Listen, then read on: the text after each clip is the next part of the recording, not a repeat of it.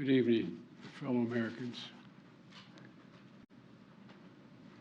I had hoped when I became president I would not have to do this again. Another massacre, Uvalde, Texas, an elementary school. Beautiful, innocent, second, third, fourth graders. And how many scores of little children who witness what happened see their friends die as if they're on a battlefield, for God's sake.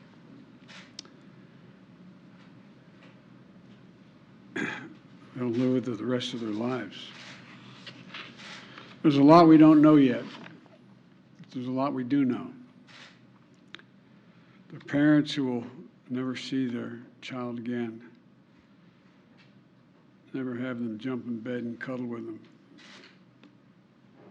them. Parents who will never be the same. To lose a child is like having a piece of your soul ripped away. There's a hollowness in your chest. You feel like you're being sucked into it and never going to be able to get out. Suffocating. And it's never quite the same. It's a feeling shared by the siblings and the grandparents and the family members and the community that's left behind.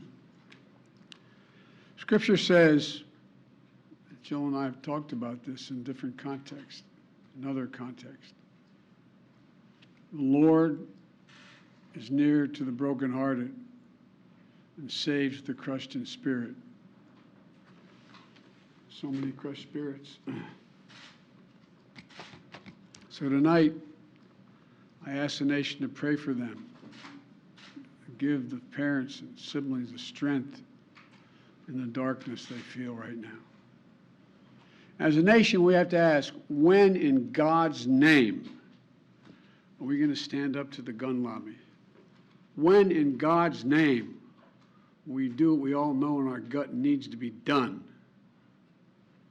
It's been 3,448 days, 10 years since I stood up at a high school in Connecticut, a grade school in Connecticut, where another gunman massacred 26 people, including 20 first graders at Sandy Hook Elementary School. Since then, there have been over 900 incidents of gunfires reported on school grounds. Marjorie Stoneman Douglas High School in Parkland, Florida. Santa Fe High School in Texas. Oxford High School in Michigan. The list goes on, and the list grows when it includes mass shootings at places like movie theaters, houses of worship, as we saw just 10 days ago, at a grocery store in Buffalo, New York. I am sick and tired of it. We have to act. And don't tell me we can't have an impact on this carnage. I spent my career as a senator and a vice president working to pass common sense gun laws. We can and won't prevent every tragedy, but we know they work and have positive impact. When we passed the assault weapons ban, mass shootings went down. When the law expired, mass shootings tripled. The idea that an 18-year-old kid can walk into a gun store and buy 2 assault weapons is just wrong. What in God's name do you need an assault weapon for except to kill someone? Deer aren't running through the forest with Kevlar vests on, for God's sake. It's just sick. And the gun manufacturers have spent 2 decades aggressively marketing assault weapons, which make them the most and largest profit. For God's sake, we have to have the courage to stand up to the industry. Here's what else I know. Most Americans support common sense laws, common sense gun laws. I just got off a trip from Asia, meeting with Asian leaders. And I learned of this while I was on the aircraft. And what struck me on that 17-hour flight, what struck me was these kinds of mass shootings rarely happen anywhere else in the world. Why? They have mental health problems. They have domestic disputes in other countries. They have people who are lost. But these kinds of mass shootings never happen with the kind of frequency they happen in America. Why? Why are we willing to live with this carnage? Why do we keep letting this happen? Where in God's name is our backbone to have the courage to deal with it and stand up to the lobbies? It's time to turn this pain into action for every parent, for every citizen in this country. We have to make it clear to every elected official in this country. It's time to act.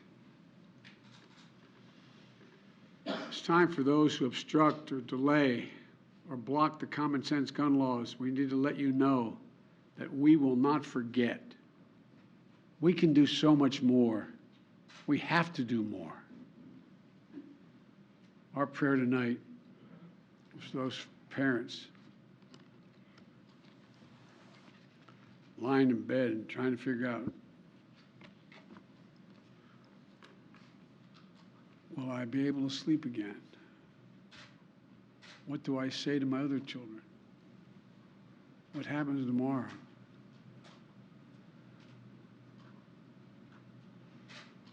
May God bless the loss of innocent life on this sad day. And may the Lord be near the brokenhearted and save those crushed in spirit, because they're going to need a lot of help and a lot of our prayers. God love you. Will you go to Texas, sir? Sir, will you go to Texas?